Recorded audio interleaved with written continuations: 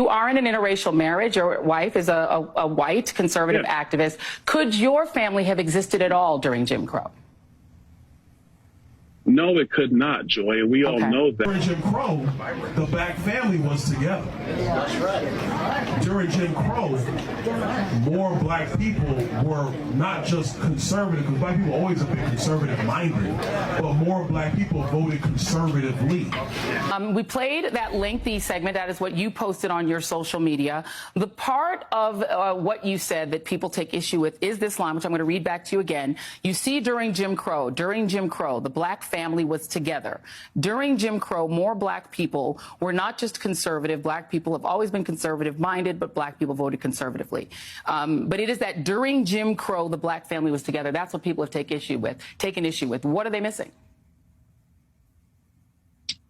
Frankly, what's really happened is that you have, Democrats and you have the Biden campaign, and some in the media want to twist my words for political purposes. So here's the challenge, Congressman.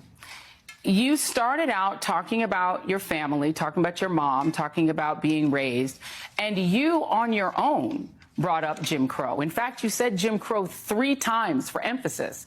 It wasn't the media or the Democrats or gaslighters who brought up Jim Crow. It was you. You brought up Jim Crow. So why did you use Jim Crow specifically as your reference? You did that. No one else did that. You did it.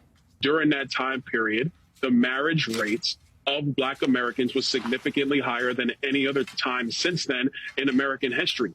Okay, let's talk about that. Jim Crow lasted roughly from 1867 after the Civil War to 1968. Is there a specific period between 1867 and 1968 that you thought was this golden era for black families, or a time that was good for black families? Joy, I never said that. And see, this is where the gaslighting comes in. I'm going to read what you said. All I was talking about was the marriage rates. Stop. No, Joy, that's not what you said. Let's play what you said.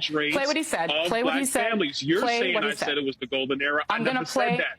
I'm going to play what you said. I said that it was better for black families. I never said that. I play what he said. Play what I said. Play what he said. During Jim Crow, the black family was together. That's right. During Jim Crow, more black people were not just conservative, because black people always have been conservative-minded, but more black people voted conservatively.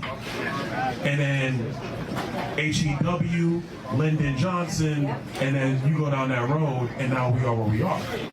Okay, so now I'm going to go back. You said during Jim Crow, the black family was together. What was the authority of the black father in the black family during Jim Crow? Well, listen, under Jim Crow, obviously, black people were under great persecution. That is a great thing for our country. That's something that has been proven throughout time. Now I'm going to talk. Do I have a chance? Good. Now, you talked about the black father being in the family and being able to protect the family. First, I want to read, just for our audience, the definition of Jim Crow, just so we all know what we're talking about. Jim Crow laws were a collection of state and local statutes that legalized racial segregation. They existed essentially from the post-Civil War era. They were meant to marginalize African Americans by denying them the right to vote, hold jobs, get an education, and other opportunities. Those who attempted to defy Jim Crow laws often faced arrest, fines, jail sentences, violence, and death.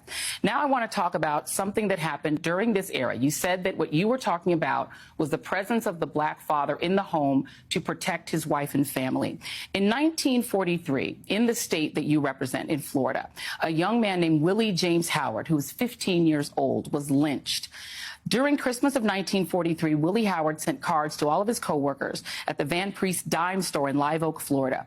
Unlike the other cards, Willie's card to Cynthia Goff, a white store employee, revealed a youthful crush. His greeting expressed hope that white people would someday like black people, and concluded, "I love your name, I love your voice. For SH, sweetheart, you are my choice." After reading the card, Cynthia's father, Phil Goff, brought 2 friends to the Howard home and demanded to see Willie. Despite his mother's pleading, the men dragged Willie away and then kidnapped Willie's father, James Howard, from work.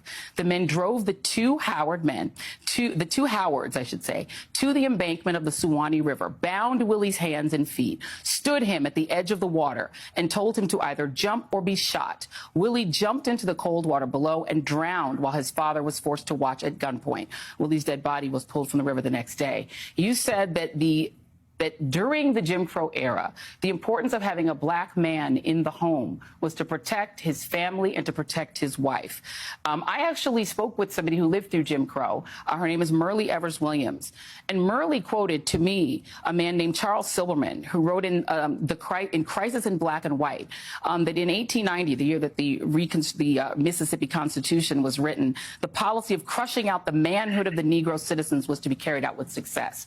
So the man in the home during Jim Crow had no rights, could not protect his wife from rape, could not protect his son from lynching. So again, why would you quote that era and say that at that time, the family all being in the home together was something we should think of as a good thing?